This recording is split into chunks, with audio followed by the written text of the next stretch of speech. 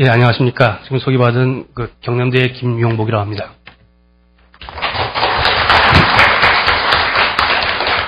예, 제가 이제 금년도 한국정례학회 회장을 맡고 있기 때문에 연락이 온 것 같기도 한데요.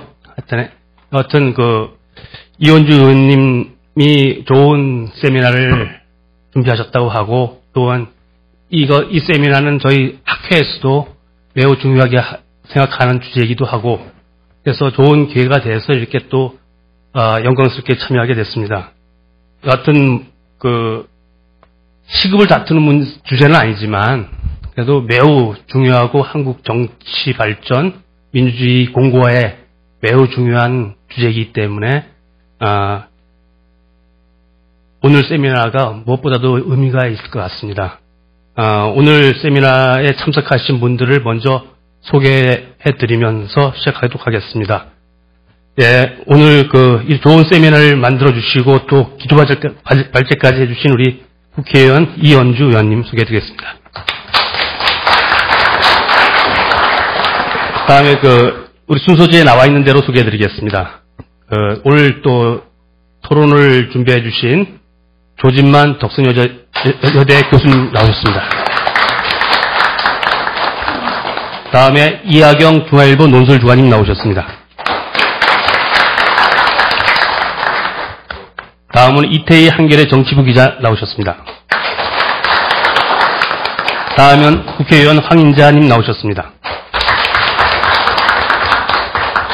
예, 저희가 1부는 기조발제와 4분의 토론자가 참여하게 되었습니다. 그래서 우선 이원주 의원님의 기조발제를 들은 다음에 저희가 약간의 순서를 바꿔서 황인자 의원님께서 토론해 주시고, 그 다음에 이하경 주간님께서 토론해 주시고, 조진만 교수님, 이태희 기자님 이렇게 토론해 주는 순으로 이렇게 토론을 갖도록 하겠습니다. 먼저 이원주 의원님 기조발제 준비해 주시면 고맙겠습니다. PPT 모양이니까요. 우리 여기 앞에 패널들은 앞으로 자리를 옮겨주시는 게 좋을 것 같습니다.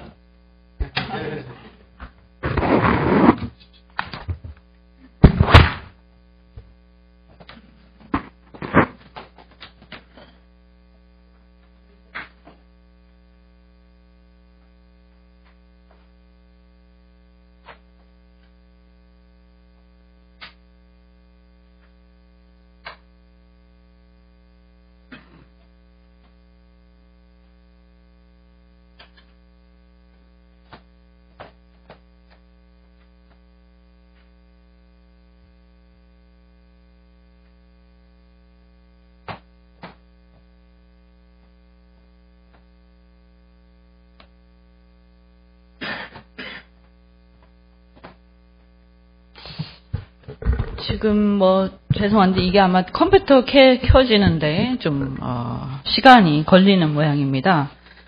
어차피 여러분께서 이 책자를 갖고 계시니까 우선은 그걸 참고를 하셔서 제가 말씀을 드리겠습니다.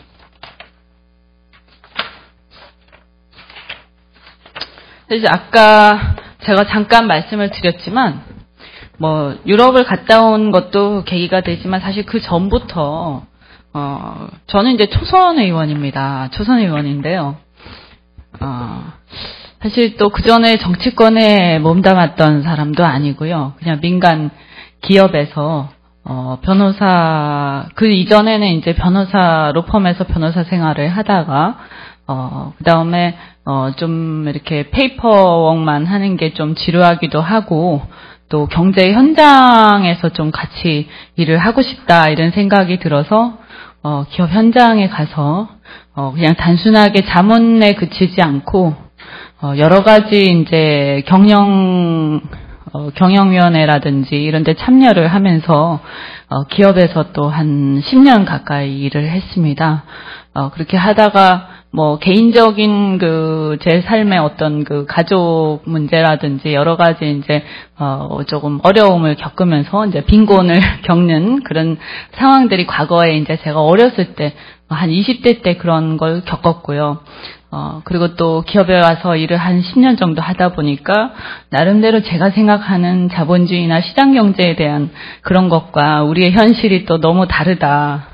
그래서 이게 이제 세상이 이렇게 가는 것이 과연 바람직한가 이런 고민들을 하다가 뭐 어쨌든 뭐 제 혼자 힘으로 뭔가가 대단하게 큰 변혁이 일어날 수 있는 건 아니지만 이런 고민을 하는 사람들이 그냥 바깥에서 뭐 이런저런 혼수나 놓고 있다고 될 일이 아니라 직접 들어와서 나도 기여를 하자.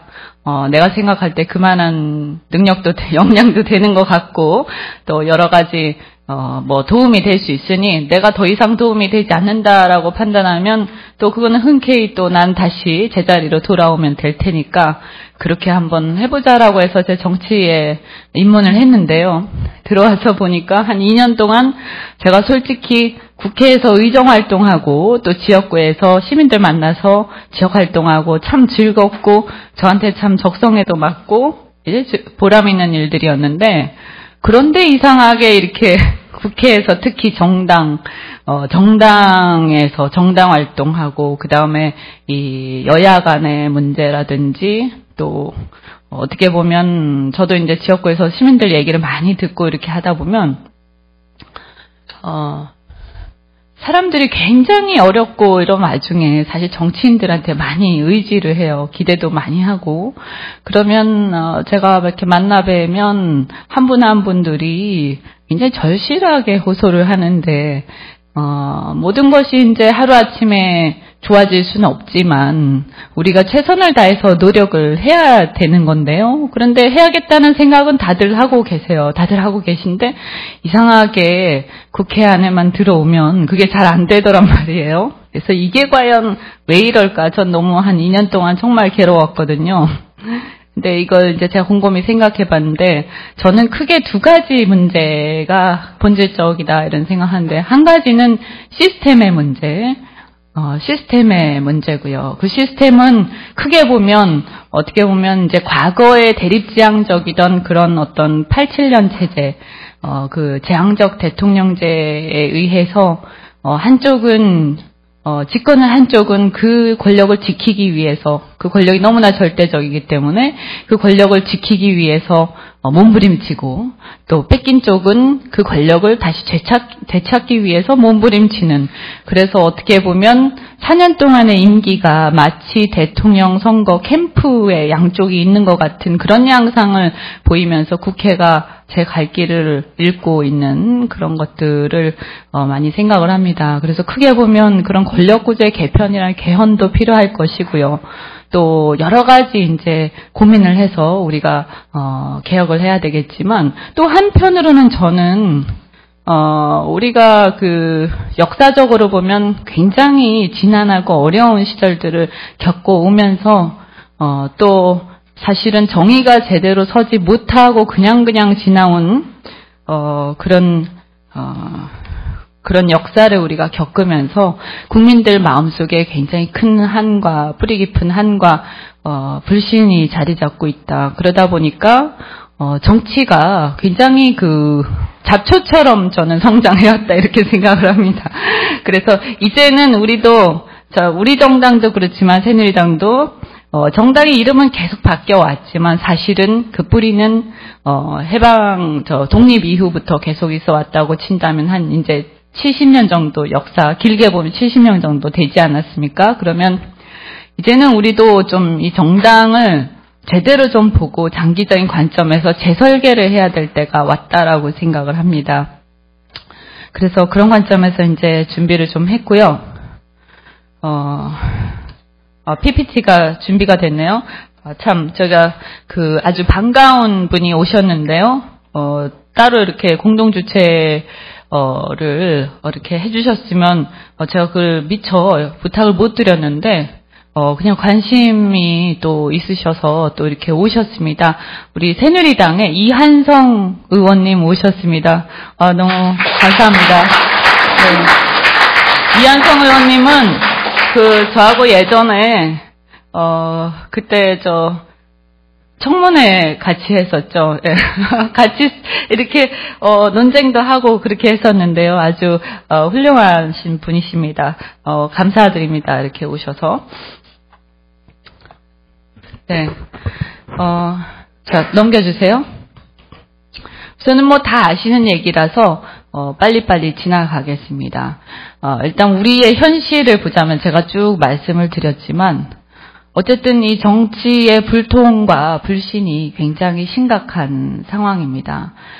사실 87년 이후에 민주화가 이루어지면서 그리고 사실 요즘에 보면 굉장히 빠른 속도로 사회가 변화를 하고 있습니다. 이 민주화뿐만이 아니고 여러분이 아마 바깥에서 이렇게 민간 그 경제 체제에서 이렇게 어떤 민간 경제 활동을 하고 계시는 분이면 다 느끼시겠지만 한 10년만 지나가도 엄청나게 이렇게 패러다임이 확 변하는 그런 상황이 있고 또 요즘엔 또 인터넷이라든지 이런 것 때문에 정보가 광범위하게 공유되고 있기 때문에 어떤 경우에는 시민들이 우리보다 훨씬 더 많은 지식을 갖고 있고 훨씬 더 똑똑하신 분들이 훨씬 많다 이런 생각이 듭니다. 그래서 이 민주주의도 진전되고 시민의식이 성장을 하고 있습니다만 그럼에도 불구하고 많은 부분들이 아직까지 정치권이 따라가지 못하고 있는 게 현실입니다. 다음. 네, 뭐 이것은 이제 조금은 이제 한쪽 편에서 얘기했다라고 저는 좀 생각할 수도 있겠지만 여하튼 간에 조금 이제 표현의 자유라든지 이런 부분도 좀 우려하는 부분들이 있는데 여기 보시면 2009년, 2010년에 국제 엠네스티 연례보고서 중에 보면 한국의 표현의 자유가 우려할 만한 수준이 되었다 이렇게 얘기를 하고 있습니다. 물론 이것은 이제 여러 가지 문제가 있겠습니다만 저는 결국은 여러 가지 이 정부의 어떤 지나친 권위적인 태도도 있고 또 한편으로는 보면 인터넷이라는 좋은 우리가 공공성을 갖고 있는 그런 그 매체를 너무나 이렇게 집단 지성에 의한 그런 이 순방향적인 그런 자체적인 그런 어떤 질서가 어느 정도 이렇게 자리가 잡히지 않고 너무나 이렇게 상대방의 명예라든지 예의나 이런 부분들에 대해서 이것이 제대로 이렇게 통제되지 않는, 그러니까 자체적으로 통제를 해야 되는 거예요. 시민들이. 보통 이제 서구 사회 같은 경우에는 그런 현상이 일어나면 그냥 대중들이 우리 이것은 너무한 거 아니냐 이렇게 해서 자체적으로 논쟁이 벌어지고 토론이 벌어지는데 우리는 이제 굉장히 대립적인 것 같아요. 한쪽에서는 또 지나치게 관주도로 통제를 하려고 하고 한쪽에서는 어떤 예의나 어떤 자체적인 그런 걸러지는 현상 없이 마구 이렇게 또 막 이렇게 얘기를 하게 되고 이런 것들이 오히려 표현의 자유가 억압되는 또는 스스로 억압하게 되는 그런 어떤 논리적 근거를 주고 있다. 저는 그렇게 생각을 합니다. 다음. 네, 다음요. 지난번에 이제 안철수 현상이 굉장히 좀 많이 이렇게 유행을 했었죠. 2012년에. 근데 지금은 안철수 현상이 약간 잦아든 것처럼 보이지만 저는 그것은 여전히 존재하고 있고 다만 안철수라는 분이 정치권 안으로 들어오시면서 그걸 표현을 이제 안철수 현상이라고 불러야 할지는 잘 모르겠습니다만 어떤 대중들의 이 정치가 이대로 가서는 안 된다라고 하는 그 욕구는 지금 현재 어딘가에 모르지만 잠재되어 있다라고 생각을 합니다. 그래서 다시 또 계기가 생기면 다시 분출될 거다 이렇게 생각을 하고요. 그 이면에는 뭐냐면 지금까지 민주화가 되고 이렇게 쭉 해서 사람들이 정치를 통해서 뭔가 사회가 잘 변화를 할 것이다라고 기대를 했는데 내 삶은 이렇게 어려운데 정치권이 그런 것들을 받아주지 못한다. 또는 뭔가 이렇게 우리가 봤을 때 아까 제가 말씀드렸지만 바깥에서 보면 굉장히 사회가 많이 발전하고 아주 뛰어난 분들이 많은데 그런 분들이 정치권과 이렇게 괴리가 되면서 왠지 자신들이 봤을 때 정치권이 자기들이 살고 있는, 자기들이 이렇게 항상 보고 있는 그런 어떤 기대 수준에 비해서 굉장히 후진적이라는 느낌을 갖게 되지 않았을까. 그러다 보니까 자꾸 외면하게 되고 비웃게 되고 이제 그런 상황에서 정치 혐오가 이제 극에 달하는, 그래서 포기하게 되는 그런 상황이 왔다라고 생각합니다. 그래서 가장 극명하게 표출이 된 게 얼마 전에 세월호와 관련해서 여야를 가리지 않고요. 그때 현장을 갔을 때 굉장히 심하게 냉대를 받고 외면을 받았습니다. 그런데 그때 당시의 상황을 보면 사실은 저도 이렇게 반성을 해보는데요. 그 사고가 났을 때 다들 그냥 그 사진 한번 찍으려고 몰려갔던 것 같은 그런 생각을 지울 수가 없고, 정말 진정성을 가지고 같이 아파하는 그 여야를 통틀어서 그렇게 했는가. 그러면 국회에는 정치인들은 거기 가서 사진 찍는 게 중요한 게 아니고 우리가 해야 할 일이 있겠죠, 따로. 그렇다면 제도를 바꾸고 뭐가 문제인지를 분석하고 대안을 마련하고, 이게 우리가 할 일이었을 텐데 사실은 우리가 할 일보다는 거기 가서 사진 찍는데 더 신경이 팔린 것 같은 그런 모습을 보여주면서 오히려 더 불신이 그게 달한 것 같습니다. 저는 그때 그걸 보면서 굉장히 인상적이었던 게요.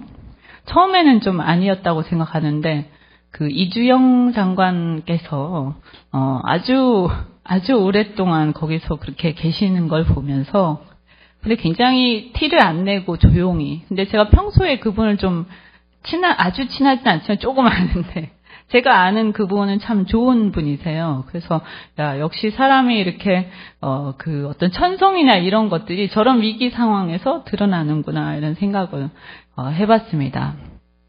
네, 다음. 그런데 이게 그러면 후진국은 다 그렇냐? 그럼 우리나라 후진국은 아니잖아요. 나름대로 선진국이라고 우리 다 생각하는데, 이 정치 불신과 관련해서 이렇게 보면, 물론 약간의 오차가 있을 수는 있겠습니다만, 아시아권의 12개 나라 중에, 대의기관의 신뢰도가 꼴찌라는 그런 통계도 있습니다. 또 이렇게 어떤 설문조사를 보면, 한국인 1212명 중에서 국회를 신뢰한다, 7%, 정당을 신뢰한다, 9%, 둘 다 신뢰한다는 4%에 불과합니다. 그런데 제가 이렇게 들어와서 보니까요, 그렇다고 해서 국회의원들이나 정치인들이 다 이렇게 형편없고 다 이렇게 그냥 놀고만 있고 그런 건 아니거든요. 어떤 분들 정말 열심히 일도 하시고 그렇게들 하십니다. 그러면 이것은 아마 국민들도 정치를 하는 사람들에 대한 어떤 정치인들에 대한 불신이라든지 그런 것들이 그냥 뿌리 깊은 그런 게 있어서 무조건적으로 또 불신하는 그런 경향들도 있는 것 같은데, 정치가 얼마나 중요하고 또 국민들 스스로도 내가 정치를 좀 알아야겠다, 그리고 정치인들이 뭘 하는지 좀 관심을 가져야겠다, 이런 것도 좀 필요하지 않나 하는 생각이 듭니다. 네, 다음. 네. 그래서 이제 최근에 권력이 시장으로 건너갔다 이런 얘기도 있지만, 어찌 됐든 이 청와대나 대법원, 국정원, 검찰, 여야 정당 이런 권력기관, 정치 권력기관을 다 제치고 오히려 국민들 사회의 파워 조직이라든지 영향력 이런 평가에서 삼성이나 현대자동차가 더 이렇게 앞서 나가는 이런 현상을 보이고 있는데, 저도 기업에서 일을 좀 하다가 왔지만 이걸 보면 이제 사실은 기업이라는 것은 그 생리상 경쟁을 하지 않으면 살아남지 못합니다. 그러다 보니까 굉장히 빠르게 변화하는 사회 속에서 그걸 따라잡기 위해서 무던히 애를 쓰게 되는데, 사실 정치라는 것은 그거하고는 좀 다른 성격을 갖고 있지 않습니까? 그래서 어떤 빨리 앞서 나가야 된다 이런 경쟁보다는 사람들과 다 함께 가야 되는 것이기 때문에 저는 기업하고 비교하기엔 좀 어렵다라고 생각을 하고요. 다만 이런 현상은 굉장히 우리가 굉장히 뼈아프게 생각하고 극복을 절실하게 해야 된다, 이렇게 생각합니다.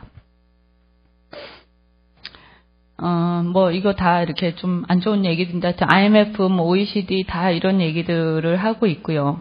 자, 이게 이제 현실입니다. 그래서 투표율도 계속 낮아지고 있고요.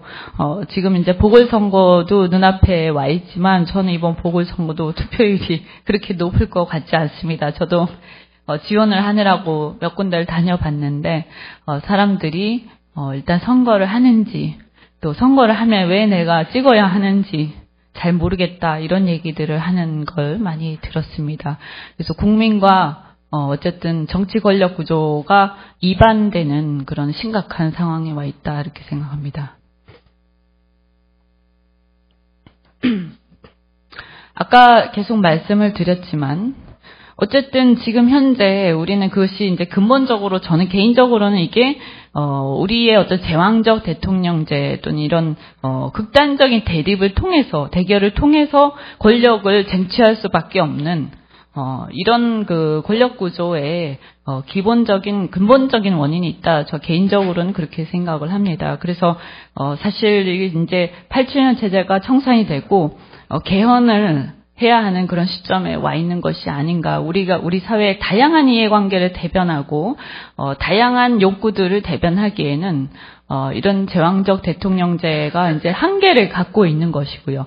우리 시민들이 그런 제왕적 권력을 받아들이기에는 이제는 너무나 많이 정치의식이 향상이 돼 있다 이렇게 생각합니다.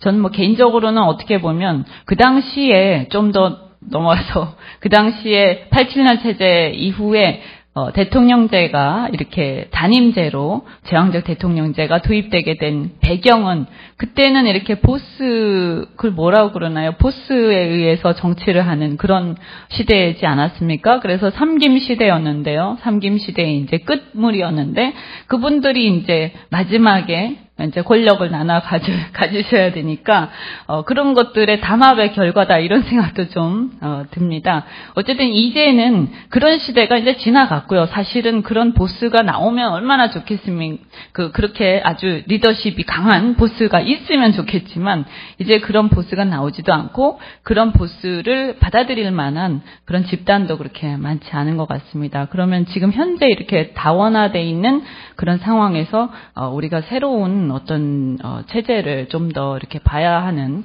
고민해야 되는 그런 상황인데요. 아까 말씀드린 것처럼 그래서 권력 구조가 사실은 변화가 필요하다. 근데 한편으로는 넘어가 주세요.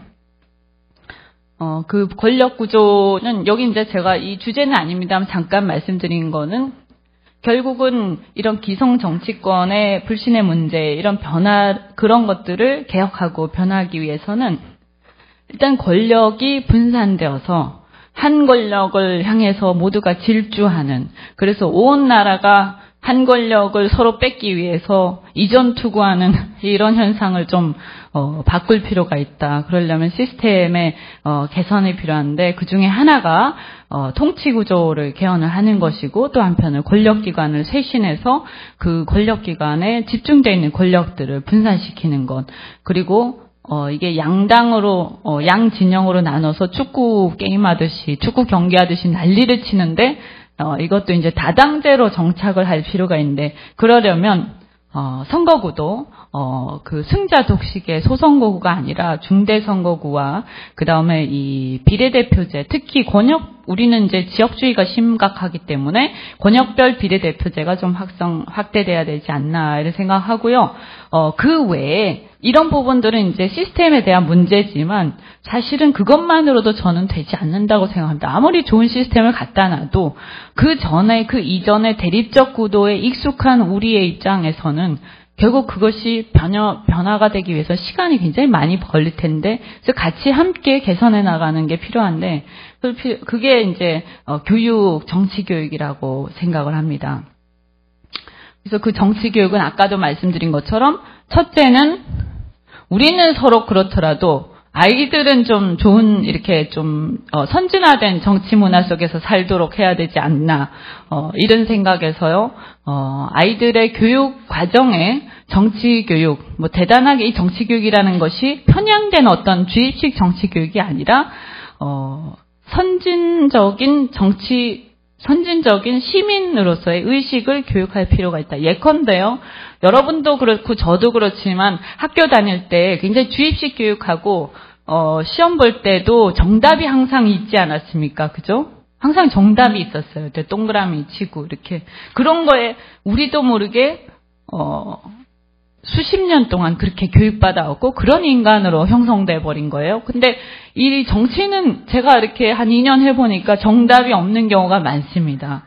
정답이 없는 경우가 많고 그 중에서 가장 최선을 도출해내는 경우가 그것이 바로 정치라고 저는 생각하는데 그렇게 그 과정에서는 그러면 우리가 정말 사실은 교과 과정에서 아이들이 해야 되는 것은 어떤 문제를 해결하는 능력, 어떤 문제가 우리 앞에 있을 때 그 문제를 해결하는 능력을 키우는 것.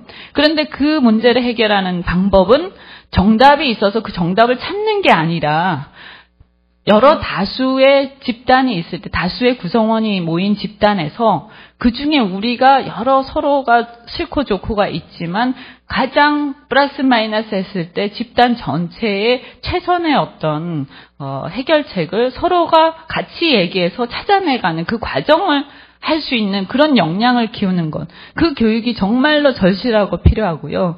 저는 그것이 꼭 정치가 우리 큰 무슨 국회나 이런 차원의 정치가 아니라 어떻게 보면 우리가 지금 마을에서도 작은 마을에서도 어떤 마을의 현안을 가지고 주민들이 모여서 옥신각신하지 않습니까?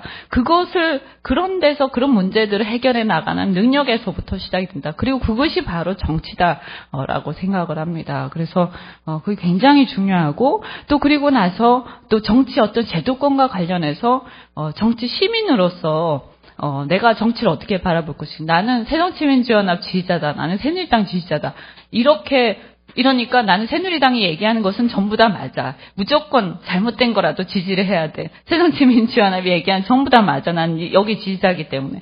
이런 게 아니라 어느 쪽의 성향을 가지고 지지를 할 수는 있지만 그 양쪽 정당 혹은 또 다른 정당이 어떤 정책들을 내놨을 때 그것을 냉정하게 분석하고 평가하고 비판하고 그래서 오히려 잘못된 것은 건의도 하고 이렇게 해서 바꿔나가고 이렇게 할 수 있는 시민들의 태도가 좀 그런 어떤 적극적인 태도가 필요하다라고 생각합니다. 그렇게까지 되기까지는 굉장히 사실은 좀 많은 노력이 필요할 것이다라고 생각하고요.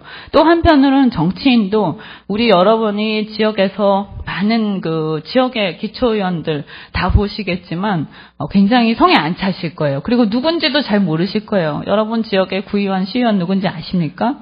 잘 모르시죠? 그죠? 그리고 그 사람들 뭐 하는지 아세요? 뭐 아무것도 안 하는 것 같죠? 아무것도 안 할 수도 있고 뭔가 많이 할 수도 있습니다. 근데 모르시잖아요. 그러니까 관심을 가지고 그 다음에 그 사람들이 뭘 하는지 지켜보고 그런데 그 사람들이 자질이 떨어지면 그 자질이 떨어지는 것을 교육을 시킨다든지 그런 게 필요하지 않겠어요? 만약 여러분이 당장 지역의 기초의원이 됐을 때 지역의 기초의원으로서 나는 뭘 해야 되는지 그런 것들을 알고 계시는 분 혹은 아니면 뭘 해야 하는지를 어딘가에서 교육하고 있다 이런 거 들어보셨어요? 못 들어보셨죠? 그러니까 우리는 그냥 얼떨결에 정치 입문 해가지고 그냥 하던 대로 따라가다가 자기의 정치관이라는 자기 가치관은 없고 그냥 하던 대로 따라가다가 위에서 시키면 우우우 이렇게 하다가 그냥 끝나는 거예요. 그리고 나중에 끝날 때쯤 돼서 보면 내가 왜 4년 동안 뭐 했지? 그리고 시민들은 굉장히 시민들하고는 괴리된 상태에서 그런 것들을 많이 봅니다. 그래서 정치인이 되기 위해서 나는 정치를 해야겠다라고 생각하면 왜 해야 하는지 정치를 왜 해야 하는지를 고민하고 그 사람이 정말 할 만한 사람인지를 걸러내는 그런 기관이 정말 필요하다고 생각을 합니다. 공익적 마인드가 없이 우리는 예전부터 유교적 배경이 있어서요. 저도 어렸을 때 책에서 그런 거 많이 봤는데 전기 위인전 봐도 그렇고 뭐 입신양명 뭐 호랑이는 가죽을 남기고 사람 이름을 남긴다. 유교적 그거에 이렇게 세뇌돼 있어요. 근데 이름을 왜 남겨야 돼요?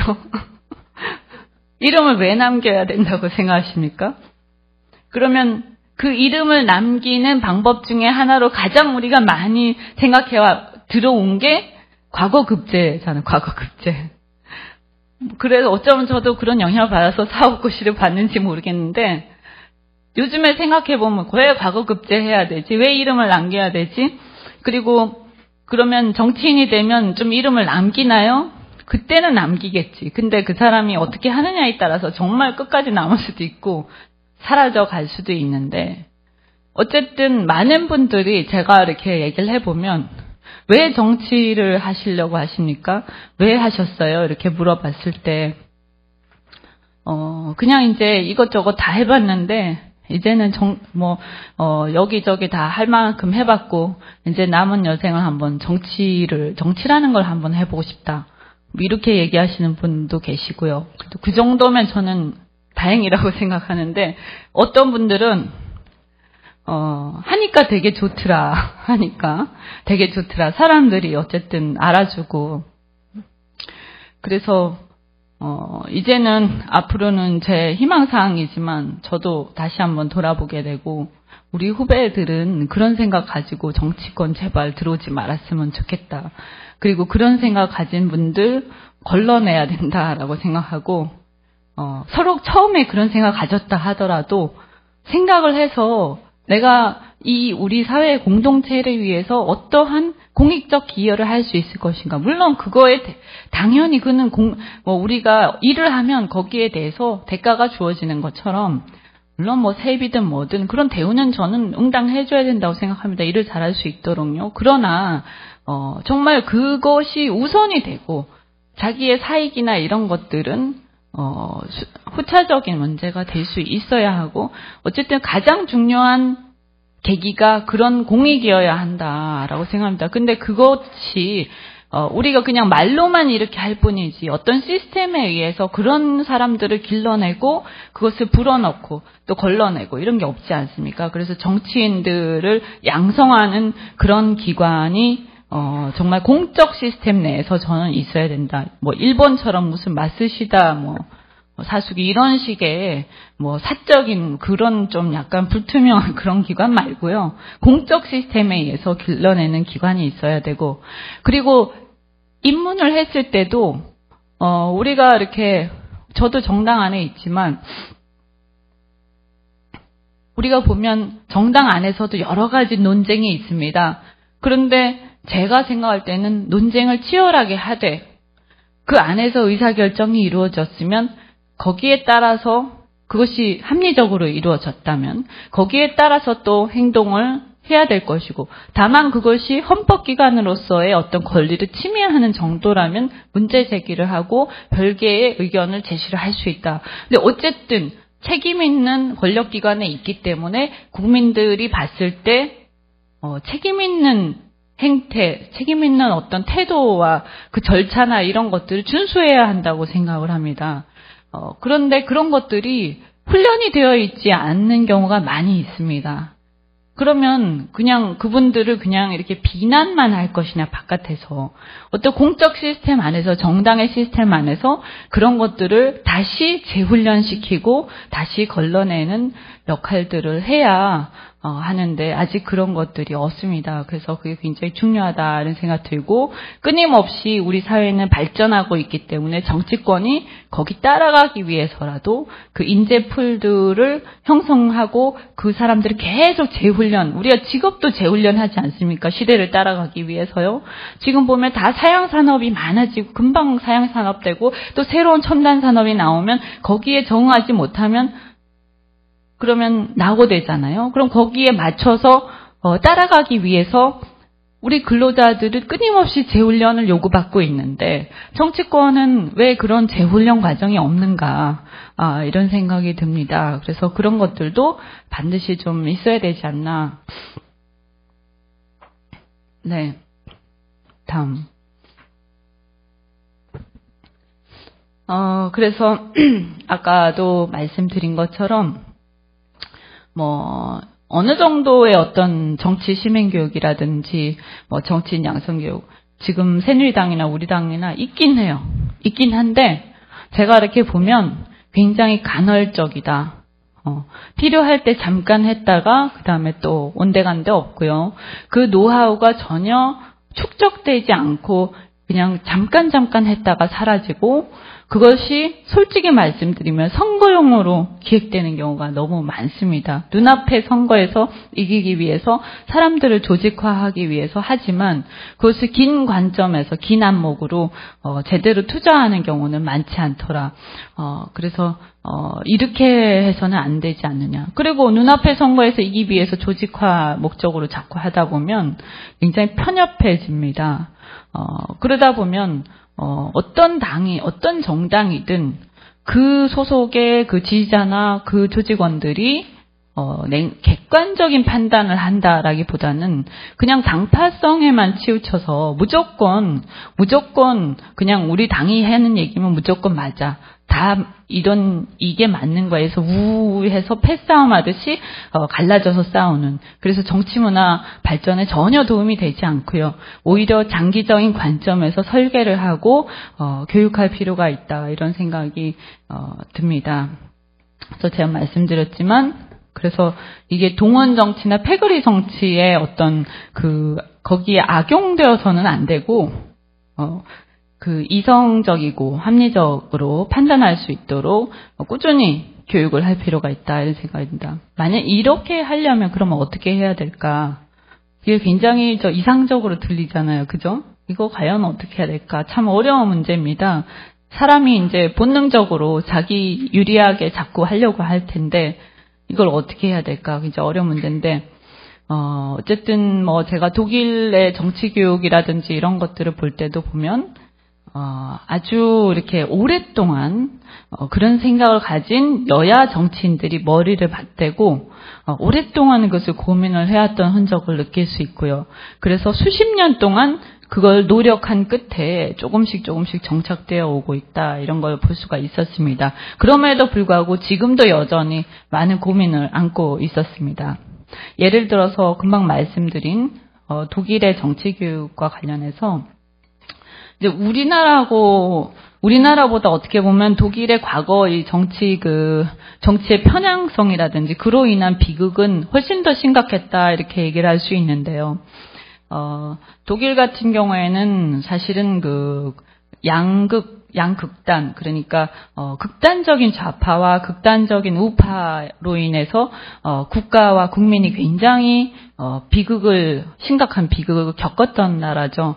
공산주의로 인한 폐해, 그 다음에 또 나치즘, 그러니까 극우적 그런 어떤 정당으로 인한 폐해, 이런 것들을 너무나 많이 겪고 나니까 국민들이 극단으로 치우쳐서 정치적인 어떤 이런 것 때문에 공동체가 파괴되는 것에 대해서 어떻게 보면 조금 심각할 정도로 너무 심하다 싶을 정도로 국민들이 그 두려움을 갖고 있습니다. 그래서 그런 어떤 경험에 의해서 정치 교육의 최소 원칙이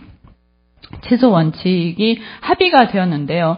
1976년 독일의 정당 간의 사회적 대타협이 이루어졌습니다. 그래서 편향된 정치 교육을 금지하고 서로 다른 주체들이 공존할 수 있기 위한 원칙, 그래서 상대의 존재를 부정하는 극단적인 주장을 인정하지 않기로 하는 그런 내용입니다. 여기 보면 이제 3가지 원칙이 있는데요. 첫째, 정치 교육에서는 교화 및 주입식 교육을 금지한다.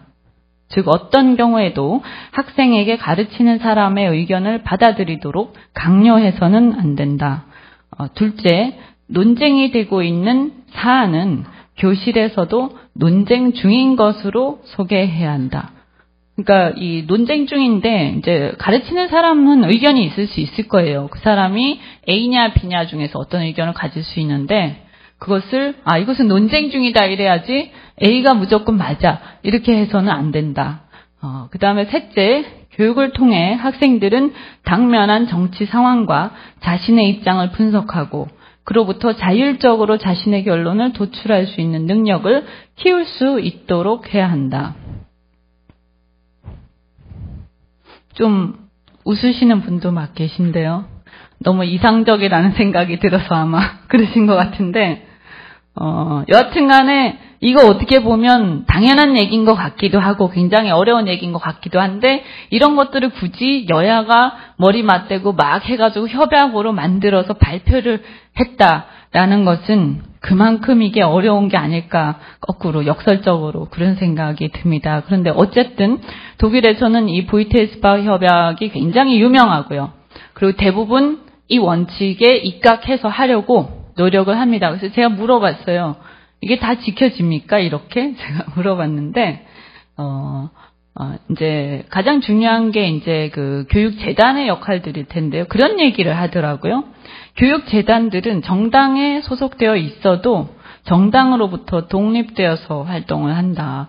이런 얘기들을 하고, 물론 어떤 정치 철학을, 주력을 해서, 자기가 생각할 때 그 자기 정당의 어떤 정치 철학과 관련해서 교육을 많이 하긴 하지만 적어도 현재 논쟁 중이거나 다른 의견들이 있는 것들은 분명하게 그냥 감정을 넣지 않고 그냥 얘기를 해준다. 이렇게 얘기를 하는데, 이제 진지하게 그렇게 얘기를 하더라고요. 그래서 진지하게 그렇게 하는 것으로 보였어요. 근데 이제 그 사람들은 그런 얘기를 하더라고요. 이것이 일시적으로는 어떤 특정 정당에 불리하다라고 생각할 수 있지만 결국은 뭐냐 하면 어떤 정당이 어떤 정책을 주장을 하든 그것은 사실은 많은 공동체의 구성원들이 정말 그것이 객관적으로 자기들이 곰곰이 생각해봐도 옳다라고 생각해서 따를 때 그게 공동체의 최선의 정책이 되는 것이지 실은 그렇지 않은데 어떠한 주입이라든지 강요나 선동에 의해서 잘못 갈 경우에 그 결국에는 그 피해는 공동체 전체가 지는 것 아니냐. 그렇다면 그것은 사실 정당이 추구해야 할 방향은 아닌 것이다. 이런 식으로 이제 얘기를 하는 걸 보고 제가 갑자기 할 말을 잃었는데 어쨌든 공동체나 공익에 대한 지향이 굉장히 뚜렷하고 거기에 대한 적어도 거기에 대한 그 공감대가 형성되어 있는 것 같아서 이 우리가 소위 말하는 이 선진국이라는 것이 그냥 형성되는 게 아니구나 이런 생각이 들었습니다. 조금 다른 얘기지만 우리가 다른 선진국이 뭐 한 200년 동안 이룬 것을 대한민국은 한 50년 만에 해냈다. 뭐 이렇게 이제 자랑을 하는데요. 사실 50년 만에 해내지는 못했고 50년 동안 그 하드웨어를 좀 해낸 걸로 보입니다. 그래서 이런 소프트웨어가 아직 전혀 정비되어 있지도 않고 우리 안에 체화되어 있지 않은데 이런 소프트웨어들이 정비가 다 끝나야 비로소 우리가 남들이 200년 동안 한 거 우리가 몇 년 동안 했다라고 말을 할 수가 있지 않겠나 이런 생각이 듭니다. 다음. 그 다음에 그 정치교육에 대한 그 국가 차원의 어떤 지원기구를 설립을 해야 하는 거 아닌가, 이런 생각이 드는데요. 지금 현재 보면, 우리나라는 사실 이제 중앙선거관리위원회 산하의 선거, 연수원이라든지 이런 기관들이 있긴 합니다. 근데 보면 그 예산이 굉장히 부족하고, 그리고, 굉장히 이제 지역적인, 일부 이제 활동에, 불과합니다. 그리고 이제 이런 것과 관련해서 사실은 상당히 우려되는 것이 지난번에 댓글 사건으로 굉장히 떠들썩했지만 그것이 극복이 되기 위해서는 사실은 그런 기구를 만들고 두 번째는 그 기구가 정치적으로 독립돼서 활동할 수 있어야 한다. 이게 전제 조건일 것입니다. 그 독일은 52년 내무부 산하에 연방정치교육원을 설립을 하고 지금까지 400여 개에 이르는 공인된 교육기관, 정치재단, NGO 등의 정치교육 활동을 지원해 오고 있다. 이렇게 알고 있습니다. 다음. 그리고 아까 말씀드린 것처럼 교과 과정에서도 정치교육이 필요하다. 아이들이 사실은 우리가 교실 안에서도 많은 일들이 일어납니다.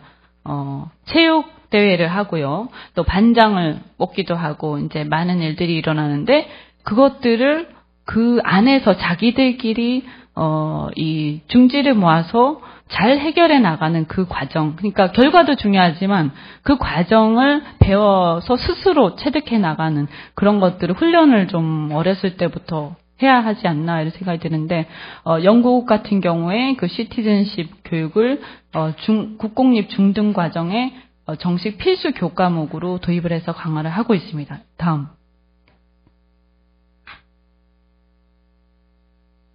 예. 이제 제 그 PT를 다 마쳤는데요. 하여튼 이렇게 쭉 말씀을 드렸지만 또 이렇게 패널 분들이 더 좋은 의견을 많이 말씀을 해주시길 바라고, 저는 어떤 문제를 그냥 던지는 수준이라고 생각을 합니다. 어쨌든 굉장히 그 안에 있는 사람으로서 너무나 절실하고 그렇다. 또 각 정당이 지도부가 바뀌면 또 바뀌는 대로 이런 정치 교육까지도 같이 오락가락하고 이런 현실에 대해서 굉장히 좀 개탄을 하면서, 사실은 정말 말씀드리고 싶은 게 이런 각 정당의 지도부, 그리고 지도부가 될 만한 사람들, 그런 분들이 권력도 중요하지만 그 권력이 제대로 굴러갈 수 있도록 할 수 있는 우리 사회 장치를 장기적인 안목으로 설계해 나가고 함께 하는데 좀 같이 했으면 하는 바람에서 제가 이 부분들을 오늘 또 결과를 다 정리를 해서 양당의 이렇게 지도부께 드리겠습니다. 네, 감사합니다.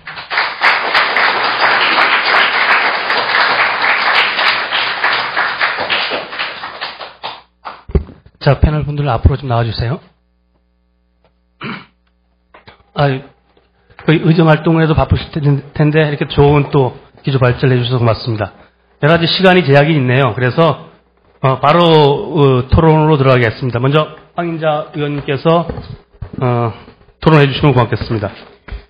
네, 제가 지금 안행이 지금 예산 결산 소위가 지금 2시부터 열리고 있는데요. 계속 문자가 옵니다. 빨리 오라.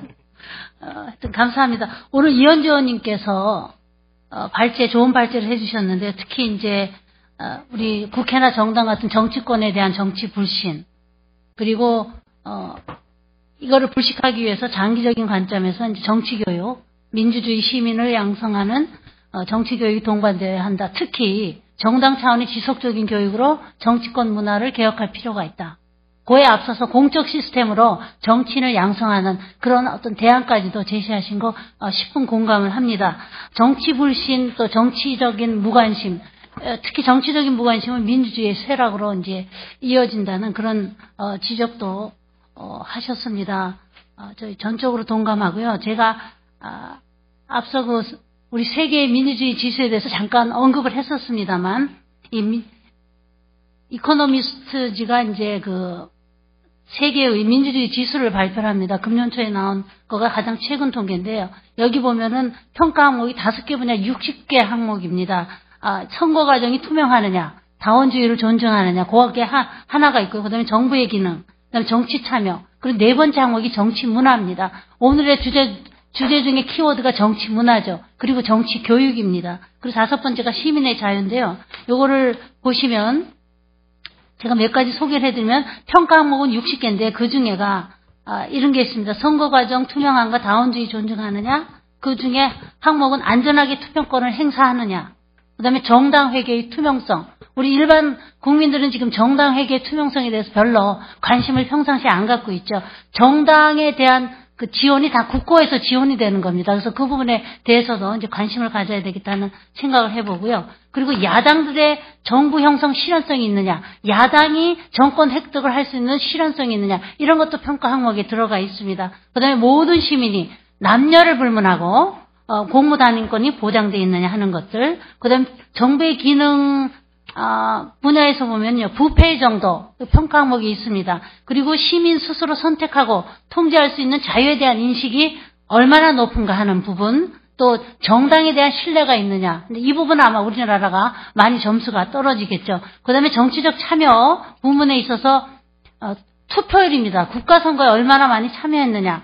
평균 투표율 우리가 굉장히 지금 낮은 걸로 우리 이현주 의원님이 그 기조발제에서도 얘기하셨는데요. 우리가 이 마에 투표율 60%를 넘기 위해서 지난 그 지방선거에서 사전투표제도를 도입했는데요. 불행하게도 60% 되는 못 넘었습니다. 60%에 가까운 50%대. 그러니까 이거 점수별로 하면은 한 0.5점 받았을 거예요. 이 민주주의 지수 이 평가에서요. 그 다음에 하나가 여성과 관련된 게 있습니다. 의회에서 여성의 비율 얼마나 되느냐. 20%를 초과하면 만점입니다. 1.0점. 근데 10%에서 20% 수준이면 0.5점입니다. 우리나라가 이 수준에 머물러 있습니다. 지난 6.4 지방선거에서는 결과적으로 우리가 20%를 넘어섰습니다만 국회에서의 여성 비율은 지금 15.7%거든요. 20% 안 됩니다. 그래서 다음 총선에서 우리가 그 20%대를 넘어야 할 그런 또 과제가 있습니다. 그 다음에 정치적인 관심도 높은가 낮은가. 이 부분은 이제 공식력 있는 조사를 통해서 이거를 이제 평가를 하게 된다고 그럽니다. 그 다음에 네 번째 분야가 정치 분야입니다. 정치 분야는 그 중에 평가 한번 몇 개를 소개해드리면요. 민주주의가 발휘될 수 있는 사회적 합의, 핵심 가치가 있느냐는 그런 부분이 있고요. 그 다음에 민주주의가 경제에 유용하다는 인식, 이 부분이 과연 있느냐 이겁니다. 민주주의가 경제 시스템에 나쁜 영향을 준다는데 동의하느냐, 얼마나 많이 동의하느냐, 동의하지 않느냐, 이 부분과도 이제 평가 항목에 들어가 있고요. 다섯 번째가 시민의 자유 부문입니다. 이 부분 중에는 평가 항목으로 법 앞에 평등한가, 그러니까 성별을 포함해서 우리도 그 다음에 시민의 기본적 안정권입니다. 안정권 향유가 얼마나 되고 있느냐, 특히 이제 이런 거는 이제 범죄율 같은 걸로 이제 판단할 수 있겠죠. 이런 등등이 포함되어 있는 그 민주주의 지수인데 우리나라는 전체적으로 평균해서 완전한 민주주의 그룹군 해갖고 이제 그 8점대입니다. 10점 만점에 8점대인데, 이 9점대는 주로 이제 북구라파 국가들이 이제 거의 그 9점대를 이제 차지하고 있다는 그 말씀 드리면서요. 제 토론문 여기 책자 49쪽에서 52쪽에 있습니다. 제가 몇 군데만 읽어 가겠습니다. 제가 마음이 바빠가고요. 바빠서 말 속도가 빨라지더라도 좀 양해해 주시기 바랍니다. 저는 이제 공직 생활을 한 23년 했습니다. 그래서 23년 하면서 주로 이제 여성과 관련된 그런 정책 분야에 많이 제가 일해왔기 때문에 선진 정치 문화를 정착시키기 위한 민주적 정치 교육이라는 측면에서 저는 평소에 양성평등 정치 실현을 위한 정치 교육을 이제는 본격적으로 시도해야 할 필요성을 시도해야 하지 않겠는가 하는 그 필요성, 지금은 얘기하지만 그 필요성은 오래전부터 제가 느껴왔습니다. 지난 23년간의 공직생활 이후 정치권 진입을 통해 늘 느껴온 것 중 하나는 우리 사회에서 여성의 존재가 가장 필요하고 여성의 역량과 더불어 여성적 가치가 힘을 발휘해야 할 가장 절실한 부분이 바로 정치권이라는 사실입니다. 이 부분에서 우리가 낙후되어 있기 때문에 세계경제포럼이나 또는 IPO가 발표하는 그 전 세계 각국의 여성의 정치 진출 현황, 이 부분에서도 우리가 항상 100위권 밖으로 밀려나 있습니다. 이 부분이 굉장히 중요하다. 그래서 한국 여성들이 전체적으로 많이 이제는 선진국 수준에 들어가 있지만 정치 분야는 아직도 낙후되어 있다. 이 부분. 그래서 어떻게 하면 이거를 높일 수 있느냐. 이제 높여왔습니다. 계속 높여왔습니다. 제가 지금 비례대표로 국회에 들어왔습니다만 여성계에 많은 노력이 있었습니다. 그래서 2000년에 그 여성할당제가 법제화됐죠. 공직선거법에 비례대표 남녀 겨우 순번제를 해갖고 50대 50, 여성 50%. 이 할당을 통해서 법으로 강제한 이 비례대표 50% 할당을 통해서 여성의 정치 참여가 굉장히 획기적으로 높아졌습니다. 그래서 15.7%입니다. 15.7%인데 지금 이현주 의원님은 지금 지역구원으로 지금 초선으로 출발하셨습니다. 지역구에 여성들이 아무래도 적습니다. 진출이 적은 이유가 여러 가지 정치적인 환경이 여성에게는 불리하기 때문에 그런 것도 있기 때문에 그러면 지역구에는 여성 30%를 좀 공천에대어 권고를 했습니다. 이 부분이 하나 별로 지켜지지 않습니다. 그래서 이제는 여성계에서 답답해서 이럴 게 아니라 우리가 30%다오, 뭐 50% 강제해도 이렇게 아니라 이제는 우리가 철학적이면 민주주의의 철학, 기초, 원칙하에서 남녀 동수 민주주의를 우리가 주장하자. 그래서 남녀 동수 참여 민주주의. 어떤 계량적인, 어떤 수치적인 50대 50의 그런 표현이라기보다는 남녀 동수 참여 민주주의를 이제는 우리가 주창해야 되지 않겠는가 하는 그런 필요성을 지금 얘기가 나오고 있습니다. 그래서 남녀 동수에 대한 얘기, 그 다음에 여성 할당제를 넘어 이제는 남녀 동수의 시대로 전략을 갖고 우리가 가야 되겠다 하는 그 내용은 아마 토론문을 참조해 주시고요. 제가 생략하겠습니다. 그래서 여성계에서 성평등 정치 실현을 위해 여성 할당제와 남녀 동수제를 병행한 적극적인 전략이 필요하다고 저는 주장하고 싶습니다.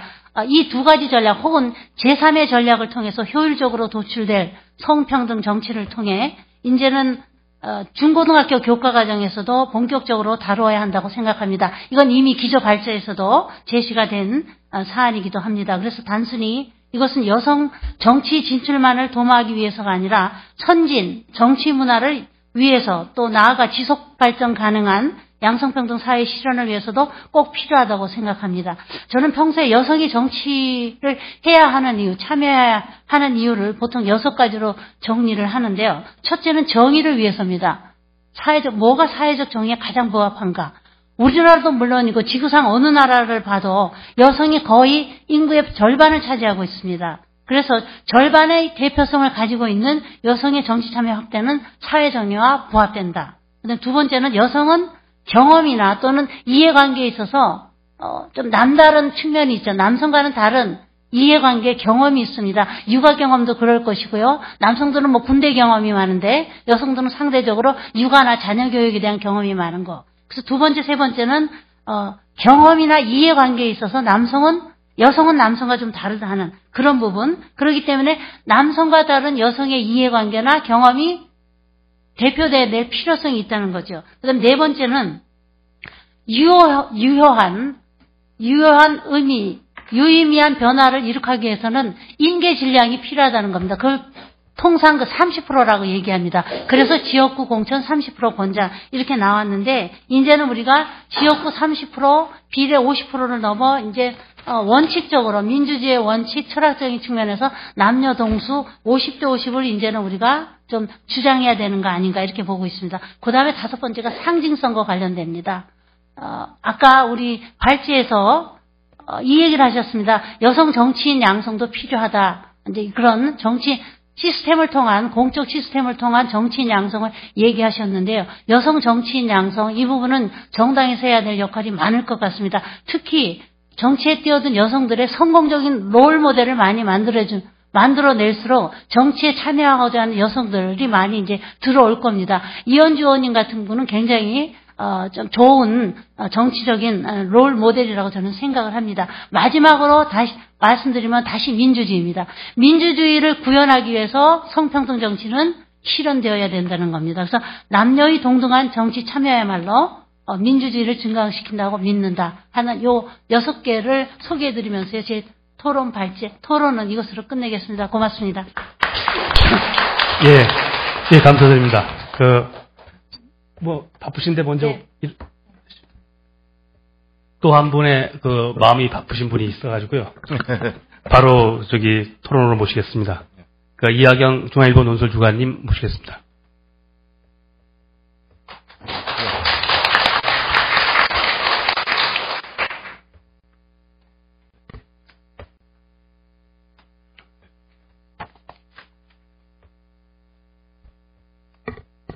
이게 좋은 토론에 기회를 주신 이현주 의원님께 감사드립니다. 오늘 주제 발표 들으면서 많이 여러 가지 생각도 하고 많이 배웠습니다. 저한테도 많이 도움이 됐고요. 저는 이제 올해로 이제 기자 생활한 지가 딱 횟수 30년 됐는데 민주주의가 없던 시절부터 이제 정치부 기자를 했었고요. 소위 독재라는 시대도 했었고, 그다음에 또 형식적인 민주주의가 갖춰지던 시절에도 그걸 다 목격을 하면서 그 과정을 봐왔습니다. 지금은 그때보다는 상당히 좋아진 시대라고 생각합니다. 민주적 정당성을 가진 투표와 선거에 의해서 정권이 번갈아가면서 이렇게 바뀌고 또 국민의 의견에 따라서 여러 가지 정치적 의사결정이 이루어지는 거 그때보다는 훨씬 나아졌는데 그럼에도 이제 많이 부족하죠 지금. 서양의 민주주의는 사실 한 2000년 이상의 역사를 갖고 있는 거라고 생각합니다. 많은 시행착오를 겪었고, 근데 우리가 불과 한 30년도 채 안 되는 이런 그 형식적 민주화의 그 과정을 밟고 있기 때문에 이걸 이제 실질화하고 내면화하는 게 굉장히 지난한 작업이라는 거. 그리고 또 아무리 위대한 사람들이 엄청나게 많이 노력을 하더라도 최소한의 비용과 시간은 필요하다라는 그런 점을 말씀드리고 싶고요. 지금 한국 사회가 지금 갈등이 심각하다는 건 여러분 잘 아실 겁니다. 지금 뭐 어지간한 그 문제가 어떤 그 이성적인 토론으로 잘 해결되지도 않고요.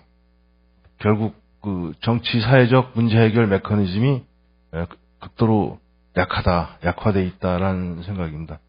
지금 그 세계적인 화두는 이제 이 부의 불평등, 이 심화되는 현상을 어떻게 해결할 거냐라는 데 지금 집중되어 있습니다. 들으셨겠지만 피케티라고 하는 사람의 21세기 자본론, 전 세계적인 지금 열풍이고요. 우리 한국에서도 지금 기업하고 민간의 소득 격차가 심화되고 있는 이런 현상, 이런 부작용에 대한 그런 문제를 어떻게 해결할지 이런 거가 이제 연일 이슈가 되어 있고요. 이 정부에서도 드디어 이제 나섰습니다. 그런데 하여튼 이런 거에 대한 하여튼 최선의 토론을 결론을 도출하기 위한 토론이 잘 찾아보기 어려운데 그건 서로 이해관계자들 사이에서 어떤 진영 논리 그런 함정에 빠져서 공공의 어떤 공동체 이익을 위한 성숙한 그 결론이 기대하기 어려운 상황이다라는 겁니다. 저는 그 민주주의를 한마디로 얘기하면은 누가 무엇을 갖고 어떻게 나눌 것인가의 문제라고 생각합니다.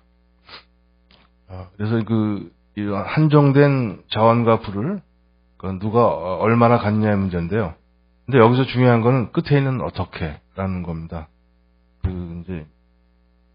미국의 학자들이 이제 얘기하는 거, 영어로 얘기하면 who gets what and how인데, how라는 게 굉장히 중요합니다. 여기 이제 justice, 정의의 문제가 이제 바탕을 이루기 때문입니다. 근데 이 정의를 결정하기 위해서는 먼저 각자의 생각이 있어야 됩니다. 이걸 자유롭게 토론할 수 있어야 되고요. 이런 각자의 성숙한 판단이 억압받지 않고 표현될 수 있어야 됩니다. 그래서 나하고는 전혀 다른 생각, 때로는 내 이익을 침해할 수 있는 생각이라고 하더라도 참을성 있게 끝까지 들어줘야 됩니다. 근데 아직은 우리 수준은 거기까지는 못 미치고 있는 거죠. 그래서 이 갈등이 제대로 해결되지 않고 자꾸 증폭되는 거라고 생각합니다. 이렇게 왜 한국의 민주주의가, 한국의 정치가 원활하게 작동되지 않는가라는 거를 저는 가장 큰 이유가, 여러 가지가 있겠지만 어떤 정보의 비대칭성이 해소되고 있는 상황이라고 여기서 찾고 싶습니다. 과거에는 이 정부가 많은 정보를 독점하고 있었습니다. 그래서 일반 국민들은 잘 모르니까 시킨 대로 따라갈 수밖에 없었죠. 근데 지금은 민간 부분이 굉장히 이제 성장을 했고요. 다원적인 어떤 발전을 거치면서 굉장히 양질의 정보가 민간의 손에 넘어가 있습니다. 그리고 여기다가 정보화가 굉장히 빠른 속도로 특히 한국에서는 진전됐기 때문에 민간끼리의 정보 공유 속도가 과거와 비교할 수가 없고요. 그래서 정부가 빠져있는 상태에서 민간끼리, 개인끼리 정보를 교환하고 또 판단하고 토론하고 또 여론을 형성하고요. 심지어는 이제 행동에 나서는 패턴이 지금 일상화되어 있습니다. 그래서 정부로서는 어떻게 보면 통제 불가능한 상황이 반복적으로 나타나고 있고요.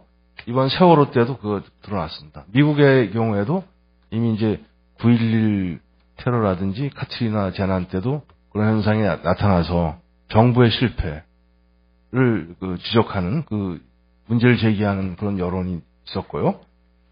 그래서 그렇게 정부가 왜 실패했냐라는 거는 하여튼 산업사회의 틀에 최적화된 그런 관료 시스템을 갖고 있기 때문입니다.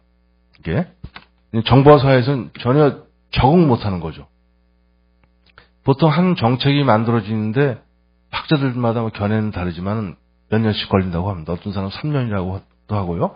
어떤 문제가 발생하면서 이것이 이제 여론이 환기화되고 정책으로 그 입법으로 되고 그 행정 작용으로 그 사람들이 느낄 수 있는 그런 그 기간이 3년이나 되기 때문에 따라갈 수 없습니다. 어제 발생한 문제가 내일 행동으로 나타나는 시대입니다. 지금. 그런데 정당도 마찬가지로 아주 결정적으로 영향을 받게 됩니다. 정당의 하부 조직, 이런 그 지구당이라든지 요새는 어떤 그 새누리당은 당원 협의라고 하는데, 거기를 통해서 정보를 교환하고 뭐 거기서 무슨 의사결정을 하고 하는 거는 사실은 굉장히 늦는 거죠, 속도가. 이게 지금. 그래서 거의 무용지물화 되고 있습니다. 예? 그래서 그런 빛의 속도로 상황이 전개되고 있는데 이런 정당의 대응이 이 거북이 걸음이 되니까 정치인에 대한 기대 이런 게 많이 떨어지고 있는 상황이죠. 그런데 이런 현상은 우리뿐만 아니라 지금 서구도 많이 겪고 있습니다. 그런데 아까도 말씀드렸지만 그 사람들은 사실 DNA 속에 수천 년의 이 기억이 있는 거죠. 이 사람들은 어떤 기억이 있냐? 그들은 시민이라고 하는 게 있습니다. 그 시민성. 그래서 이 정부하고 정당이 실패하더라도 스스로 해결합니다. 이게 뭐냐면 시민적 교양이라고 하는 겁니다. 이제 서울대학교의 송호근 교수의 그 표현에 따르면 시민적 교양의 핵심은 탐욕의 절제라고 그 표현했습니다. 그 뭐냐면 내가 당장 먹고 싶은 게 눈앞에 있어도 나보다 더 배고픈 사람, 나보다 더 힘든 사람을 위해서 참아내는 능력입니다, 이게. 이게 중요해요. 간단한 것 같지만 쉽지가 않습니다, 이게. 저도 이 나이가 됐지만 쉽지가 않더라고요. 예, 그런 제 욕심을 꺾는 게, 근데 얼마나 힘들겠습니까? 그래서 이런 탐욕의 절제가 중요하고요. 그래서 공동체의 이 영속성, 또 연속성, 이런 걸 생각하면서 내 욕심을 접고 이기심을 접는 그런 마음이 있어야 됩니다. 얼마 전에 기소루망이라고 하는 학자가 이제 왔다 가셨는데, 제가 이제, 기억에 남는 말이, 한국 사회를 이 인정사정 없는 나라라고 표현했습니다. 이게, 정말, 제가 그 단어가 너무 마음에 들어서, 제가 이제 후배한테 인터뷰를 시켜서 다른 내용도 없어요. 사실 그분 얘기인데, 그 말이 마음에 들어서 제목으로 제가 뽑았던 기억이 나는데, 이분이 이런 표현이 있었습니다. 한국은 경제성장기에 모두가 부의 축적에 몰입하는 가운데 인정사정 없는 나라가 됐다. 사회가 분열됐다. 사회적 연대가 없다. 아무도 소외계층을 진정으로 걱정하지 않는다. 한국의 문화, 기독교와 불교에는 박애의 바탕인 후하다는 거죠. 이 전통이 있다. 한국은 이제 박애로 사회적 연대를 복원하고 사회 문제를 해결해야 할 단계에 돌입했다. 이게 외부 사람의 눈에도 이렇게 이상하게 보이는 나라가 한국입니다, 이게. 그런데 지금 이제 서구에서는 시민성이 있기 때문에 이 정부가 잘 못하더라도 해내는 일이 있습니다. 잘 아시다시피 이 워렌 버핏이나 빌 게이츠는 돈을 참 많이 벌지 않았습니까? 근데 거의 대부분의 시간을 돈 버는 것보다 어떻게 하면 의미 있게 쓰느냐, 어려운 사람을 위해서 시장에서 실패한 사람, 낙오한 사람들 쓰느냐를 목숨을 걸고 연구합니다, 이 사람들은. 전 세계 어딜 찾아가고요. 그래서 그런 기부 행위를 하는데, 이렇게 정부하고 정당이 할 수 없는 일을 시민의 영역에서, 시민사회 영역에서 해내는 겁니다. 두 사람은 이제 한 예고요. 일반 평범한 사람들도 자기 일상 속에서 끊임없이 실천합니다. 그래서 돌아가는 거죠, 이게. 우리처럼 어떤 문제가 발생하면 전부 자기 욕망으로 해결하는 게 아니라 참자, 그냥 같이 지내자, 이렇게 하는 거죠, 이게. 이게 시민적 윤리의 저는 참 모습이라고 생각하고요. 그런데 이제 우리가 이런 시민의식을 잘 못 갖추게 된 건 그만한 또 연유가 있죠. 역사적 발전 경로가 다르기 때문인데요. 우리가 이제 근 100년사를 보면은 근대적인 자아각성의 기회를 갖지를 못했습니다. 이 봉건왕조, 조선왕조가 끝나면서 조금 기회가 오는 듯 싶었는데 바로 이제 식민지가 됐고요. 식민지에서 벗어난 순간에 또 해방되는 순간에 분단되고요. 또 이제 전쟁을 겪게 됩니다. 강대국의 틈바구니 껴가지고. 그리고 다시 이제 가까스로 벗어나니까 어떻게 됐습니까? 개발 독재. 그죠? 자유와 개성이 없는 거죠. 그리고 또 산업화. 그래서 형식적 민주화를 이룬 게 1987년도라고 이제 기점이 되는 건데요. 이렇게 아주 힘든 과정을 겪어왔습니다. 그래서 우리가 잃어버린 게 있는데요. 이 아주 우주적 차원의 존귀함의 존재인 이 존중받는 개인이 설당을 잃어버렸습니다. 그래서 개인은 없고요. 전체의 일원으로 숫자로 카운트됩니다. 우리는. 그런 세월을 살아왔습니다. 그리고 극도로 통제된 삶을 사는 거죠. 시킨 대로 해야 되는 거. 그 규율을 지키지 않으면은 거기서 완전 배제되고 또 처벌받는 그런 상황이죠. 그래서 온전히 독립적인 나로서 살아보지 못한 겁니다. 힘들게 살아온 거죠. 그래서 이제 나라는 그게 왜 중요하냐면 나라는 그 존재의 이 세상에 하나밖에 없는 나라는 존재의 어떤 개별성과 고유성에 대한 자각이 있어야지만 이 남도 보입니다. 그래서 타인과를 관계 맺는 거, 관계성이라고 하는데 관계성이 제대로 이루어질 수가 없죠. 내가 없는데 남이 있을 수 있겠습니까? 당장 내가 힘든데 내가 누군지도 모르는데 그래서 이제 내 눈앞에 보이는 남이 있더라도 그 사람이 아무리 외로워도 힘들어도 나하고는 아무 상관이 없게 되어버렸습니다. 이게 한국 사회에 벌어지고 있는 모습입니다. 그래서 이 사소한 차이도 못 견디고 내 존재하고 이익을 위협할지도 모른다라는 아주 극단적인 불안감이 듭니다. 이게 딴소리 내 생각하고 다르네. 저게 결국은 나를 힘들게 할 텐데. 죄송합니다. 이게 제 핸드폰을 바꾼 지 얼마 안 돼가지고 이거 어떻게 끈지도 모르겠어요. 예, 죄송합니다. 예. 그래서 빨리 마무리해달라고 그러시는데요. 예, 그런 극단적인 태도가 있다. 그래서 이제 우리 정치 교육은 제일 먼저 내가 왜 소중한 존재인지를 가르치는 일로 시작돼야 된다. 그리고 남들과 다른 사람과 어떻게 관계를 맺어야 되는지, 세상과는 어떻게 조화를 이루어가며 살아가는지 가르쳐야 된다는 거고요. 그래서 정치 교육은 제일 먼저 철학과 윤리를 토대로 한 인문적 교양에서 출발해야 된다. 그리고 이걸 아주 어릴 때부터 가르쳐가지고 내면화시켜야 된다는 거죠. 그래서 이제 이렇게 현재 형식적 민주화 단계에 머물고 있는 한국의 민주주의가 각성된 시민이 출현한 이후에야 비로소 성숙해질 것이다. 그래서 민주주의의 어떤 내면화, 제도화 공고하는 이런 충분한 준비가 필요한 것이다. 라는 거고요. 민주주의의 제도화에 필요한 첫 번째 단계가 내 생각을 표현하는 겁니다. 갈등의 현재화, 서로 다른 생각을 내놓는 거, 틀리다는 거, 숨기지 말고, 그런 시작하는데요. 그러려면 먼저 자기 판단이 있어야 되고, 다른 사람의 의견을 존중해야 되고, 활발한 표현과 토론이 필요하다는 거고요. 그래서 이 토론 과정이 내 생각보다 진일보한 의견을 구하는 과정, 지혜를 구하는 과정으로 토론이 돼야 된다는 거죠. 그러니까 상대방을 제압하는 게 아니라 나의 불완전한 판단을 수정하고 완전히 바꿀 수 있는 인식의 확장과 전환의 과정으로서 수용돼야 된다는 거고요.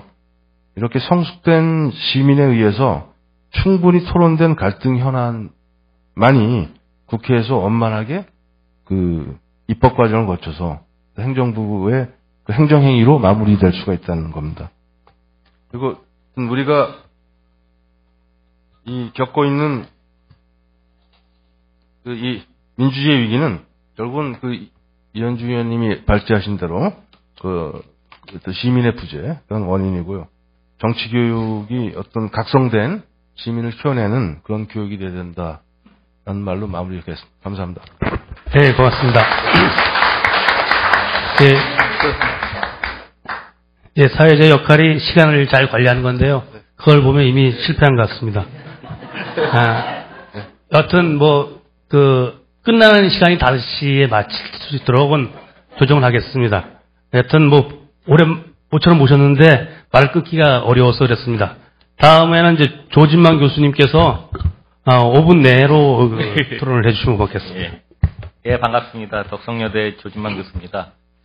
저를 왜 초대해 주셨나 이렇게 생각을 했는데 경실련에 정치개혁위원도 있지만 안마해도 덕성여대라는 게 덕성이라는 부분이 민주시민교육하고 잘 맞고 또 여기 여성 의원님이시고 또 관심 많은 여성 또 정치 참여라든지 여러 가지가 민주시민교육에 있어서 굉장히 중요한 파트 아니겠습니까? 그래서 이 사람은 나오면 잘 얘기해 주겠구나라는 관점에서 초대해 주시질 않나 생각을 합니다.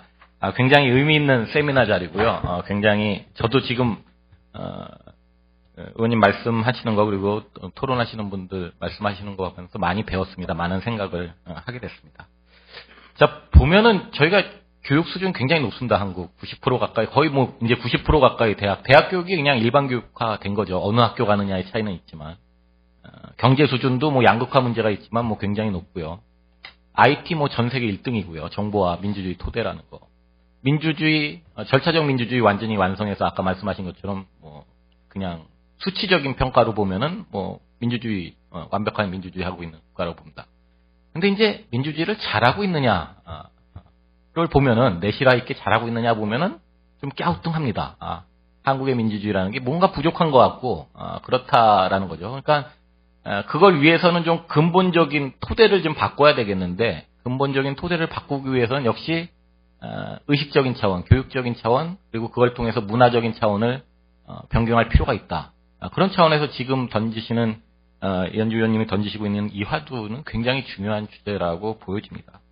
근데 이제 발표하신 거 여러 가지 봤을 때 이제 몇 가지 우리가 이제 민주시민교육, 그러니까 정치교육과 관련해서 몇 가지 점은 좀 짚고 넘어갈 필요가 있다라고 보여집니다. 첫 번째는 현실에 대한 이해입니다. 현실에 대한 이해. 한국의 정치가 뭔가 부족함이 있다라는 그 원인이 어디에서 오냐라는 겁니다. 그 인식의 기본이 어디냐라는 거죠. 시민 차원의 정치교육, 민주시민교육이 안 돼서 물론 그런 측면이 있습니다. 근데 또 한편은 엘리트 차원, 정치권 차원에서의 어떻게 보면은 더 민주적이지 않은 모습들에 의해서 정치 불신, 무관심, 투표율 이게 더 많은 부분도 있습니다. 과연 시민들이 민주시민이 부족하고 무식하고 그래서 그러냐? 저는 꼭 그렇지는 않다라고 보여집니다. 한국 교육 수준이 굉장히 높기 때문에 주입식 교육이라도 일단은 민주주의 원리라든지 비교적 꽤 높이 아는 부분이 있습니다. 물론 최근에 나온 연구에 조영호 박사라고 후배 박사가 여러 나라들하고 비교 연구를 했더니 아주 민주주의를 오래 한 나라들하고 비교해서 우리나라 보통 유권자들이 참 정치인들도 이런 얘기 잘 안 하는데 민주주의 원칙에 대한 이해 수준이 굉장히 떨어집니다. 다소 떨어집니다. 어떤 거냐면은 이렇게 정치가 혼란한 시기에는 군인들이 나와서 정치하는 게 바람직하다. 이런 거죠. 이거 굉장히 높습니다. 한국. 외국 같은 경우에는 없습니다. 어떻게 군인이 쿠데타해서 다시 정치하냐? 우리나라 꽤 있습니다. 국회가 이렇게 하니 입법기관 같은 거 없애는 게 낫겠다. 말도 안 되는 것 같죠. 국회의원들 뭐가 필요하냐? 그런 얘기 안 합니다. 민주주의 잘하는데. 근데 우리나라에 있습니다. 그러니까는 시민교육도 필요합니다. 그리고 또 이 엘리트 차원에서 과연 한국의 엘리트들이 지금 계속 반피하고 여러 가지 문제가 있지만 제대로 된 민주시민교육을 받았는가? 시민이 문제가 아니라 엘리트들도 받았는가라는 의문이 있습니다. 일례로 저희 정치학자 중에 이제 최장직 교수님이 안철수 대표 도와주러 저기 했을 때 하셨던 게 안철수 대표로 나한테 민주주의 교육을 받아라. 정기적으로 민주주의에 대한 이해를 해야 된다라고 하셨는데 아마 잘 받으셨는지 워낙 바쁘셨으니까 제대로 못 받으셨겠죠. 아마 그러니까는 또 최장직 교수님의 내가 도와주지 교육이 안 되겠구나 해서 그만두셨는지 모르겠지만 그런 양측의 문제들이 있다라는 겁니다.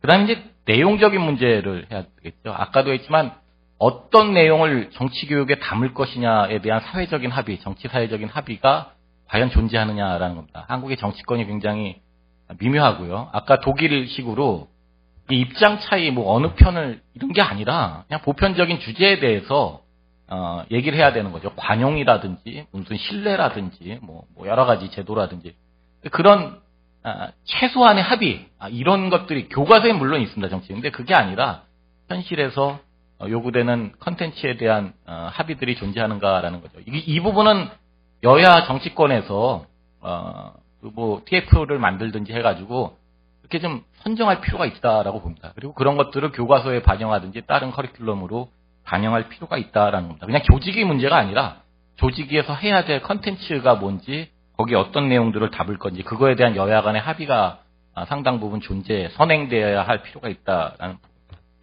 그리고 이제 아까 저기 했지만 하버드의 피파노리스 교수가 얘기하는 거지만 정치 현실에 대해서는 민주국가의 유권자들 시민들도 굉장히 까칠합니다. 그러니까 비판적입니다. 크리티컬한 모습을 보이는데요. 이게 뭐냐면 민주주의 원리에 대해서는 굉장히 높은 지지를 보이지만 현실에서 정치가 운영하는 거에 대해서는 굉장히 비판적이라는 겁니다. 그래서 한국도 그렇죠. 굉장히 불신이 높은 것 같고 무관심하고 그런 건데 그런 유권자들이 굉장히 비판적인 유권자라고 그러면은 이거 좀 봐야 됩니다. 그냥 단순히 정치에 관심 없는 게 아니라 내가 뽑아주고 싶어도 뽑을 사람이 없더라. 이렇게 못하니까 그러니까 그건 굉장히 비판적인 시민들일 수 있습니다. 근데 그런 비판적인 시민들이 많다는 거는 민주주의에 있어서 그렇게 나쁜 게 아닙니다. 그리고 뭐 정치 권력의 속성상 너무 지나치게 정치 권력을 신뢰한다는 것도 사실 바람직하지 않습니다. 그래서 자유주의적인 국가에서는 어떻게 보면 권력을 굉장히 불신하고 이렇게 불신하는 부분들을 제도화할 수 있는 방안들을 많이 마련하거든요. 그래서 그런 차원에서 우리가 정치 콘텐츠를 개발하거나 현상을 이해하는 데 있어서 조금 고민할 필요가 있다라는 겁니다. 그리고 그 다음에 이제 주체와 관련된 부분인데 아까 여러 가지 말씀하셨습니다. 이게 한국 역시 누가 정치 교육을 담당하느냐의 문제에 대해서 논란이 있을 수 있습니다. 그래서 궁극적으로는 독일식의 정당재단 같이 하면 좋겠죠. 독립적으로 하면 좋을 텐데 초기에는 아무래도 선거연수원이라든지 아니면 대학기관이라든지 이렇게 좀 여야가 합의할 수 있는 중립적인 기관 중심으로 하고 나중에 이제 정당 정책연구소라든지 아니면 별도의 재단들이 정치교육을 진행하는 게 좋지 않나라는 생각을 합니다. 거기에 또 예산이라든지 조직기구를 해야 되겠고요. 그 다음에 이제 몇 가지 세부적인 차원에서 방법과 관련해서 좀 말씀을 드릴 게 있는데 사실 민주시민 의식이라는 게 이게 어렸을 때 이미 다 형성이 됩니다. 유소년기예요. 그래서 뭐 중학교, 고등학교, 대학교 문제가 아니라 어렸을 때 이 아주 어린 아이들을 어떻게 민주시민으로 만들 수 있는 교육을 할 수 있을 것인가 고민할 필요가 있습니다.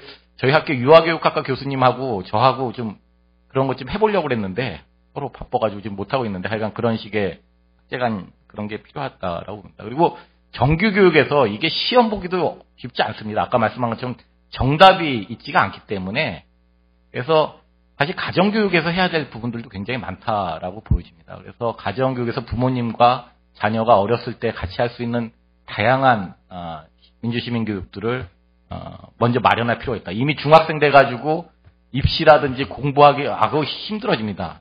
그리고 그다음에 이제 학교에서 이거를 그냥 비주입식 토론식으로 교육을 하는 방법이 있는데 그게 굉장히 좋겠죠. 근데 커리큘럼을 안 넣으면 학생들이 잘 참여를 안 할 거고 이거 점수하듯이 뭐 시험 보고 그러면은 그것도 또 문제가 있을 겁니다. 민주시민 교육이 있어서. 그래서 이런 부분들에 대해서 어떻게 좀 잘 좀 이술하고 인증 비슷하게 사회봉사식으로 꼭 필요한 그런 부분인데 점수나 이런 게 아니라 좀 다른 형태의 인증 방식을 고민할 필요가 있다라는 거고. 그다음에 뭐 당연히 뭐 그 강의도 잘해야 됩니다. 이게 어려운 교육이기 때문에 그냥 아무나 할 수 있는 건 아니라고 보여집니다. 굉장히 전문적인 인력들을 양성해가지고 교육시킬 필요가 있고요.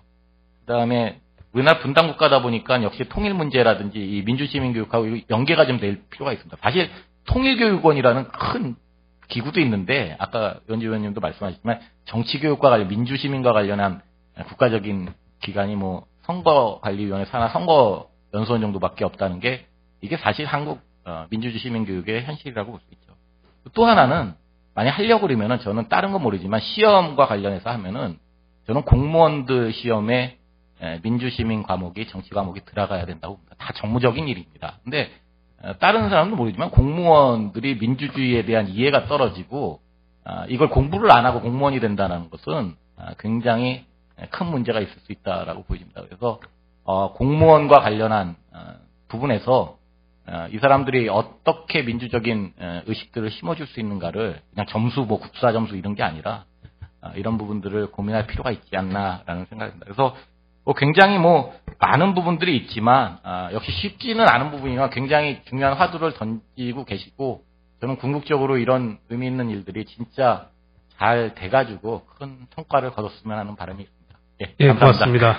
다음은 이태희 기자님 5분 내에 좀 토론해 주시면 고맙겠습니다. 네, 저희 기자들은 원래 시간 지키는 게 마감님 생명이라서 5분을 딱 지켜보겠습니다. 조진만 교수님께서는 민주교육을 말씀하셨는데 전 정치부 기자니까 정치교육에 대해서 좀 한 말씀 드릴게요.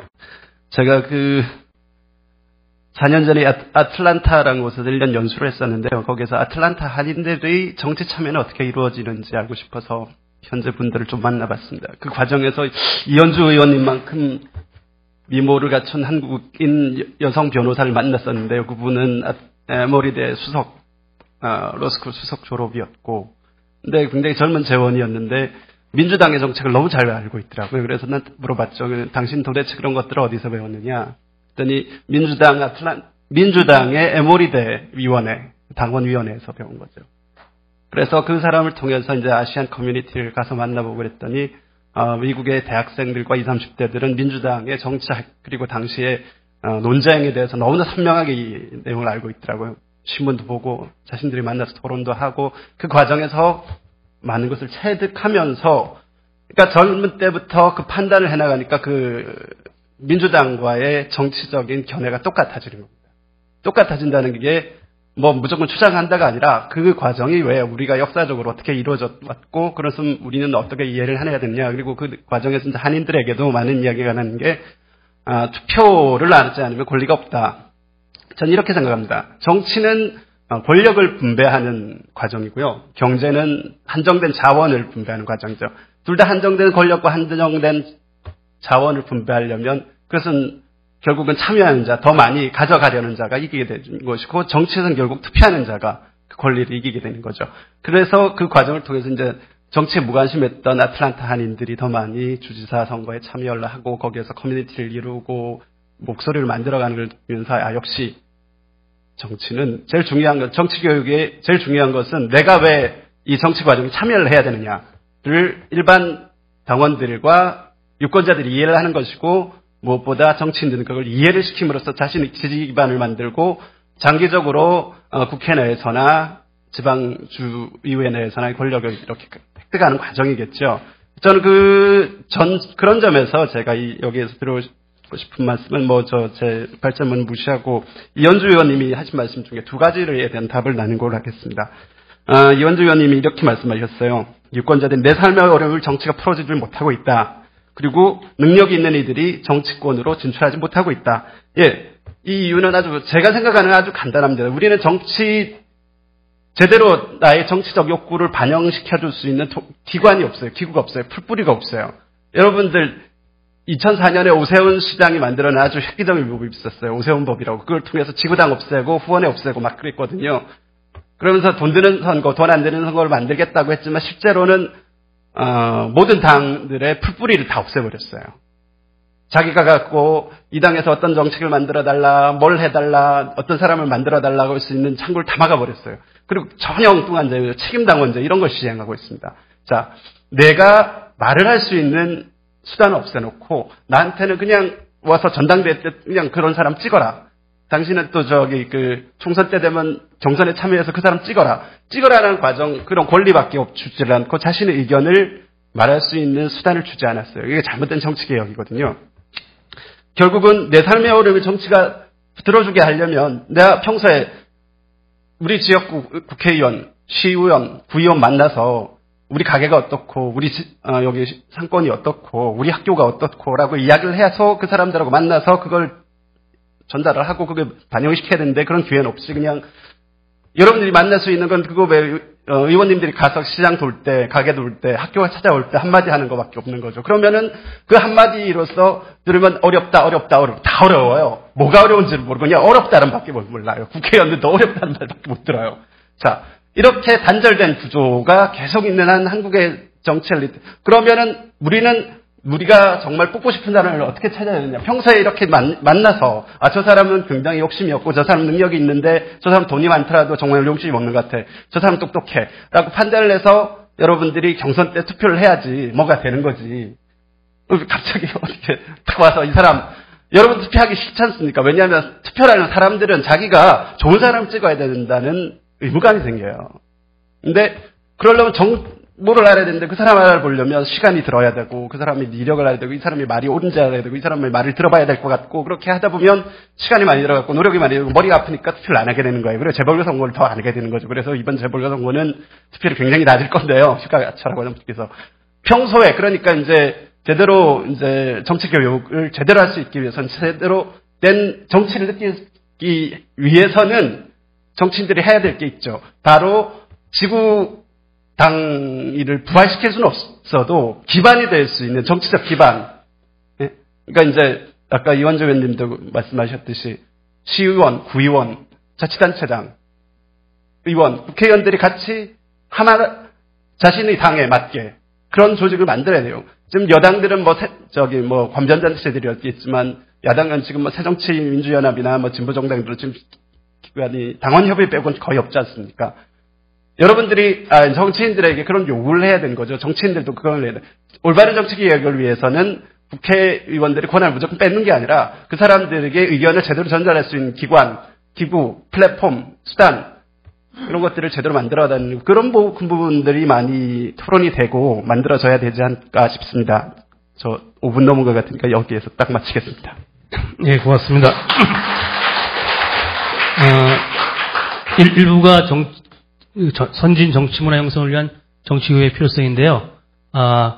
이현주 의원님의 기조 발제와 네 분의 토론을 들으셨는데 한 1분가량 이현주 의원님께서 그 토론을 들으신 소감을 이제 1분 정도로 좀 정리해 주시면 고맙겠습니다. 굉장히 어려운 줌인데 1분. 예. 여러 좋은 말씀들을 해주셔서 참고해서 제가 대안을 마련하는데 도움이 될 것 같습니다. 특히 형식적 민주화 87년 이후에 이제는 실질적 민주화가 필요한 시대이다. 굉장히 많이 공감하고 제가 평소에 생각해오던 아젠다인데 이것은 또 다른 말로 한다면 일상적인 의사결정 과정에서의 협치 절차의 정착 이렇게도 얘기를 할 수 있을 것 같습니다. 그래서 우리가 주변의 문제들을 함께 항상 논의해서 소통하면서 해결해 나가는 그런 절차들을 우리 동네에서부터 이렇게 조금씩 정착시켜 나가는데 저도 함께 노력하겠고요. 오늘 특히 이태희 또 반장님 말씀하신 것들을 이렇게 고려해서 이 지구당 부활은 안 되겠지만 민원의 날 같은 걸 정해서 제 지역 사무실에서라도 하든지 한 달에 한 번씩 그런 것들을 실제로 저희가 지금 기획을 하고 있습니다. 좀 더 제대로 할 수 있도록 여러분이 많은 얘기를 할 수 있도록 이렇게 하겠고요. 또 공무원 시험에 민주시민교육 과목 신설이 필요하다. 또 정치 참여의 필요성, 교육이 필요하다. 이런 것들 다 좋은 말씀들 많이 들었습니다. 참고해서 조금씩 이렇게 반영을 해나가는데 최선을 다하겠습니다. 감사합니다. 예, 감사합니다. 좋은 말씀을 듣느라고 이렇게 시간이 많이 지체됐습니다. 1부는 이 정도로 마무리하고요. 주최 측에서 언제 2부 시작할까요? 5분이요. 그냥 쉬시는 김에 3시 30분에 시작하시는 걸로 아시죠? 예. 네. 네, 그럼 이상으로 1부 선진문화 형성, 정치문화 형성을 위한 정치교육의 필요성을 마치도록 하겠습니다. 감사합니다.